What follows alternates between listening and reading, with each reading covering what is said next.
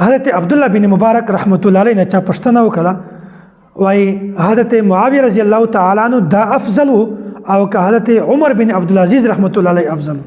البدایه والنهایه کې دا واقعه لیکلې ده.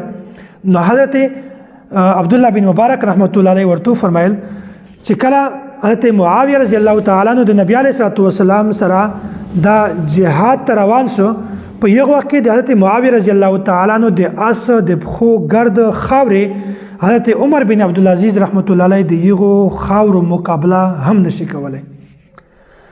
نو د فضیلت وجه دا ده چې صحابیت ته کنه اصل کې خو عمر بن عبدالعزیز رحمت الله علیه ته الله تعالی ډېر غټ کمال ورکړو، ډېر غټ صفات او مالکو، ډېر نیک او صالح انسان او حکمرانو، عادل حکمرانو.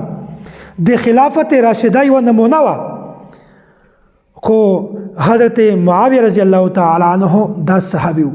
ګوره حضرت معاویه رضی الله تعالی عنہ حضرت عمر بن عبدالعزیز رحمت الله علیه او د حضرت معاویه رضی الله تعالی عنہ کمالات حضرت عمر بن عبدالعزیز رحمت الله علیه کمالات نه د پاسو حاوی و. نو صحابیت دا چې کله راشي بیا که چیرته بل کس په دین لاندې وي هغه ډېر دی اعلی مرتبه ولې هم نه وي، هغه صحابي په هغه نه د پاسه ده. صحابي دا د کسب سره تعلق نه ده. څوک دا نشي ویلی چې زه د صحابي جوړ شم چې زه زیات عمل وکم، دماغ کردار خوي زه ځکه صحابي جوړ شم، یا د زه نبي جوړ شم دماغ کردار د خوي نه. نبوت ورکول والا هم الله تعالی ده او صحابیت ورکول والا هم الله تعالی ده.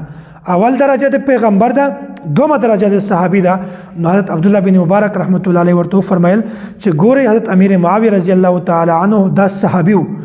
د صحابي د دغه اس د پخو خاوره چې کومه ده یو بل تابعي یا ورسته کس عادي مقابله کله هم نشي کولای.